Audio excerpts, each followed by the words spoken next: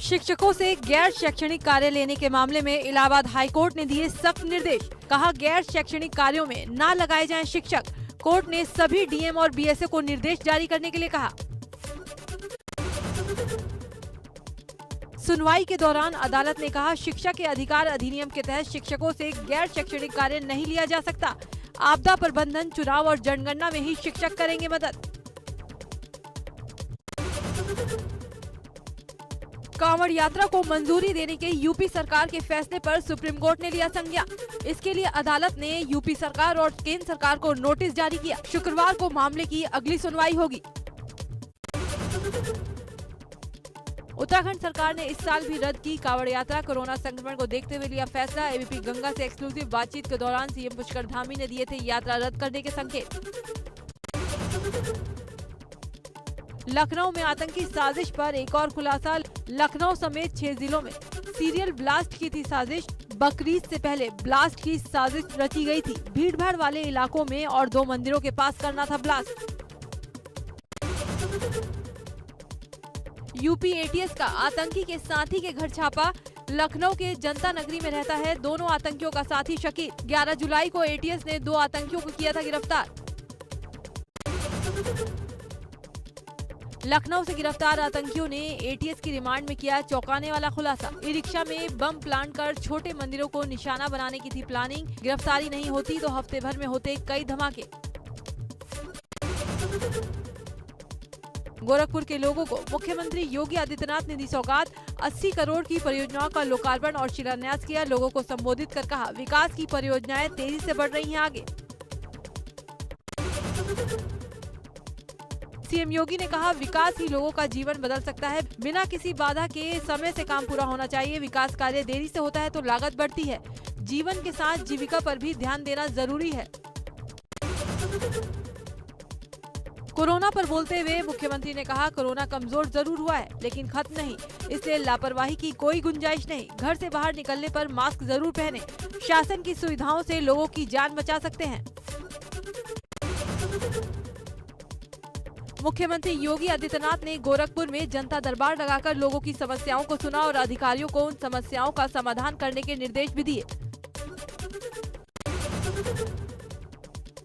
पिछले 19 सालों में मानसून इस बार 2 हफ्ते से अधिक देरी से राजधानी दिल्ली पहुंचा। मौसम विभाग के मुताबिक अगले 2-3 दिनों तक दिल्ली एनसीआर के हिस्सों में हल्की बारिश होगी।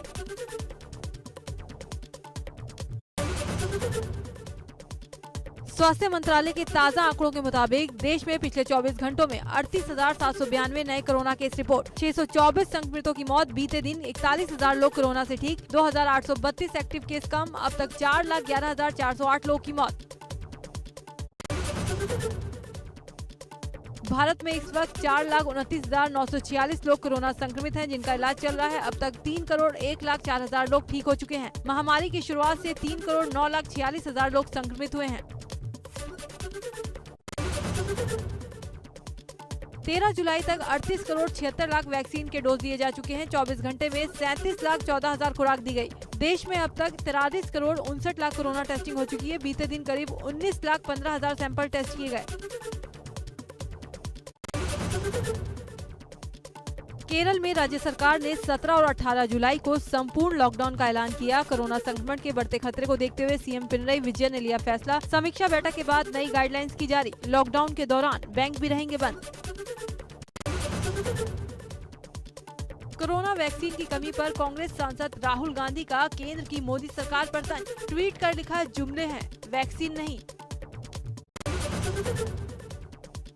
जनसंख्या के हिसाब से देश में सबसे ज्यादा वैक्सीनेशन करने के मामले में हिमाचल टॉप पर।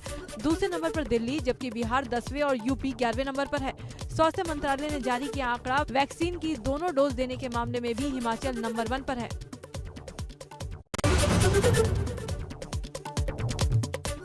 प्रदेश सरकार ने नाइट कर्फ्यू के समय में बदलाव किया, जिसके बाद ताजमहल के खुलने के समय में भी बदलाव किया गया।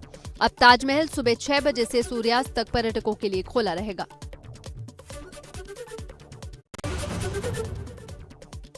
बरेली के आंवला में एटीएम काट रहे बदमाशों ने गश्त कर रहे दारोगा को गोली मार दी और मौके से फरार हो गए। दारोगा को इलाज के लिए अस्पताल में भर्ती कराया गया। मौके से पुलिस को एटीएम काटने की मशीन मिली है। ग्रेटर नोएडा में मुठभेड़ के दौरान 25,000 का इनामी बदमाश गिरफ्तार, एक साथी मौके से फरार। बदमाश पर आधा दर्जन मुकदमे दर्ज, उसके पास से चोरी की बाइक, अवैध तमंचा और जिंदा कारतूस बरामद। हापुड़ में दो पक्षों में मामूली कहासुनी के बाद खूनी संघर्ष हुआ। दोनों तरफ से एक दूसरे पर लाठी डंडों और धारदार हथियारों से हमला किया गया। हवाई फायरिंग भी हुई, जिसमें आधा दर्जन लोग जख्मी हो गए। मुरादाबाद में एक शादीशुदा शख्स को किसी दूसरी महिला के साथ शॉपिंग करना महंगा पड़ गया। उस शख्स की पत्नी ने एक शॉपिंग मॉल में अपने पति को किसी और महिला के साथ रंगे हाथों पकड़ लिया। एक तरफ महिला के परिवार वाले पति को पीटने लगे, तो दूसरी तरफ उस महिला ने अपने पति की प्रेमिका से मारपीट करनी शुरू कर दी।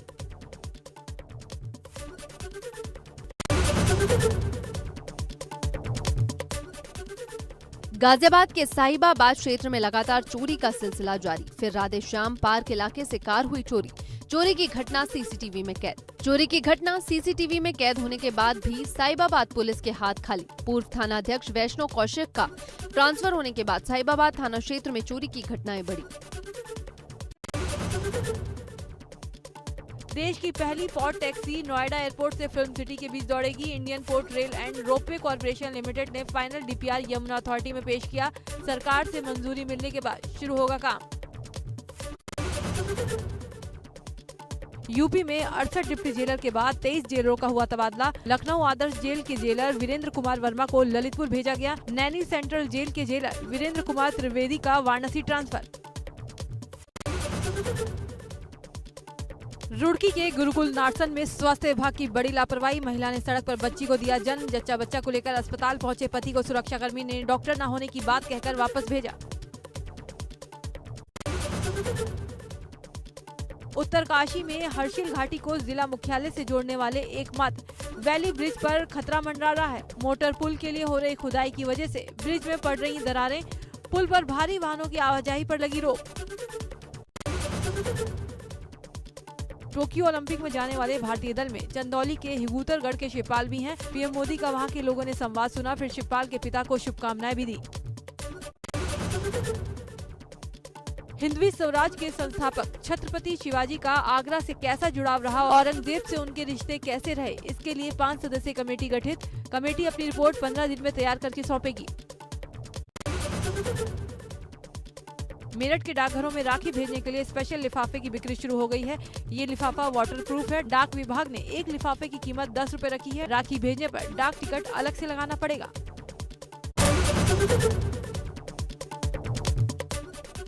लेह लद्दाख में फंसे बिजनौर के 30 मजदूर। बिजनौर से ठेकेदार मजदूरी पर लेकर गया था। ठेकेदार बिजली डैम निर्माण के लिए लेकर गया था। मजदूरों ने परिजनों को दी फंसे होने की सूचना। सदर विधायक पति से परिजनों ने लगाई गुहार।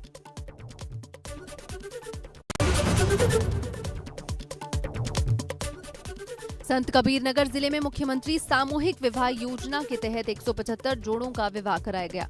जिला मुख्यालय खलीलाबाद स्थित एक निजी मैरिज हॉल में संपन्न हुए सामूहिक विवाह कार्यक्रम में दोनों समुदाय के कुल 175 जोड़ों की शादी रीति रिवाज के साथ कराई गई। झांसी के जीआईसी इंटर कॉलेज में मुख्यमंत्री सामूहिक विवाह योजना के तहत 67 जोड़ों का विवाह कराया गया। कार्यक्रम में मुख्य अतिथि झांसी के मेयर रामतीर्थ सिंगल ने जोड़ों को जयमाला प्रदान की और पुष्प वर्षा की। गाजीपुर में गर्भवती महिलाओं के टीकाकरण के लिए अस्पताल में नहीं कोई इंतजाम। घंटों जमीन पर बैठकर स्वास्थ्य कर्मियों का इंतजार करने को मजबूर गर्भवती महिलाएं। सुखडेरा प्राथमिक स्वास्थ्य केंद्र का मामला। प्रधानमंत्री नरेंद्र मोदी के दौरे से पहले सजी काशी 50,000 स्क्वायर फीट बढ़ाया गया। विश्वनाथ धाम कॉरिडोर का दायरा जापानी शैली में सजा। रुद्राक्ष कन्वेंशन सेंटर। जनसंख्या कानून के समर्थन में आए वसीम रिजवी, कहा हम दो हमारे दो ही देश के लिए अच्छा है। मुसलमान जनसंख्या कानून से परेशान हैं। हो सकती है, लेकिन मुस्लिम कट्टरपंथी समाज की देवबंद जैसी ऑर्गेनाइजेशंस इसका विरोध इसलिए कर रही हैं क्योंकि इंसानी हुकूक नाम की, ह्यूमन राइट्स नाम की इस्लाम में कोई चीज है ही नहीं। बागपत से सांसद सत्यपाल सिंह मंगलवार को अपने गांव बासौली पहुंचे और स्टेडियम में एक छोटी सभा की, जिसमें गांव के जिम्मेदार लोगों ने हिस्सा लिया। इस दौरान गांव के विकास पर चर्चा हुई। कन्या विद्यालय पर भी जोर दिया गया। बिजली के क्षेत्र में मैं आज 4 गारंटी देके जा रहा हूँ। अरविंद केजरीवाल ने गोवा में फ्री बिजली देने का ऐलान किया। आम आदमी पार्टी की सरकार बनने पर 300 यूनिट फ्री बिजली देने की घोषणा की, साथ ही पुराने बिल माफ करने का भी वादा किया। तक मुफ्त दिया जाएगा।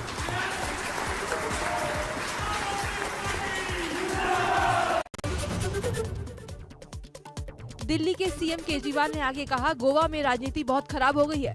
लोगों ने कांग्रेस की सरकार बनाने के लिए वोट दिया था और सरकार बीजेपी की बन गई। गोवा के लोग अब साफ राजनीति चाहते हैं।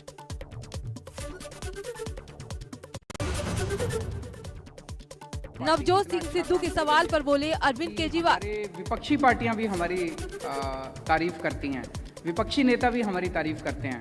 So one feels encouraged about it. दक्षिण कश्मीर के पुलवामा में सुरक्षा बलों को बड़ी कामयाबी हाथ लगी। रात 1 बजे से चले एनकाउंटर के दौरान सुरक्षा बलों ने 3 आतंकियों को ढेर कर दिया। जिला अस्पताल के पास आतंकवादियों के छिपे होने का सटीक इनपुट सुरक्षा बलों के पास था। आईजीपी कश्मीर ने बताया कि 2 स्थानीय आतंकवादियों के साथ पाकिस्तानी लश्कर कमांडर एजाज उर्फ अबू हुरैरा मारा गया। मुठभेड़ वाली जगह पर काफी संख्या में सुरक्षा बलों और पुलिस को तैनात किया गया। इससे पहले अनंतनाग में 3 आतंकी मारे गए थे। जम्मू के अरनिया सेक्टर में रात करीब 10 बजे उड़ती हुई संदिग्ध चीज दिखी। लाल रंग की लाइट देकर बीएसएफ के जवानों ने फायरिंग की, जिसके बाद वो लाइट पाकिस्तानी सीमा की तरफ चली गई। जांच की जा रही है क्या वो लाइट कोई ड्रोन है या कुछ और। केंद्र सरकार ने अल्पसंख्यक कल्याण योजनाओं का सुप्रीम कोर्ट में किया बचाव। हलफनामा दाखिल कर कहा, ये योजनाएं कानूनन वैध, इनसे बहुसंख्यकों के अधिकारों का हनन नहीं होगा। इनसे बहुसंख्यकों के अधिकारों का हनन नहीं, इन योजनाओं के पीछे उद्देश्य हर वर्ग का संतुलित विकास। गुजरात के गांधीनगर रेलवे स्टेशन के ऊपर 300 रूम का 5 सितारा होटल बनकर तैयार। स्टेशन में अलग से प्रार्थना रूम और बेबी फीडिंग रूम बनाया गया है।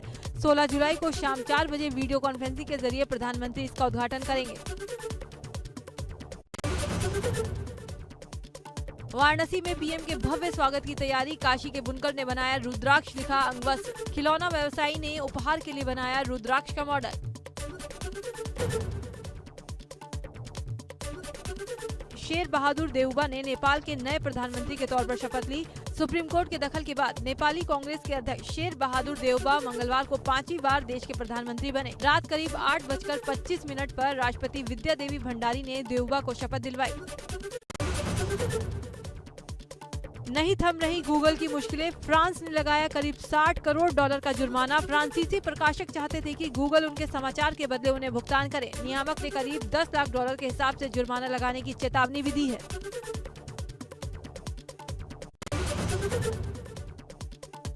टोक्यो ओलंपिक में भारत के 100 से ज्यादा एथलीट लेंगे हिस्सा। इनमें हॉकी की 2 टीमें भी शामिल। विनेश फोगाट, बजरंग पुनिया, दीपिका कुमार, पीवी सिंधु जैसे खिलाड़ियों से गोल्ड मेडल की उम्मीद। 23 जुलाई से ओलंपिक खेलों का आयोजन।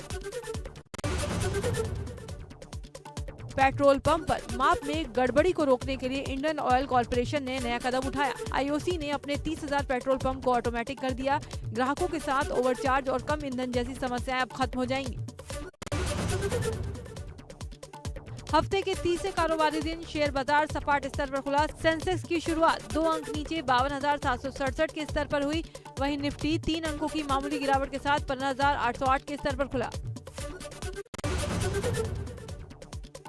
बॉलीवुड एक्ट्रेस उर्वशी रौतेला ने अपनी कुछ शानदार फोटो सोशल मीडिया पर शेयर की हैं। इनमें उनका आउटफिट तो जबरदस्त है ही, साथ ही एक्ट्रेस के बाल भी काफी लंबे और स्टाइलिश नजर आ रहे हैं।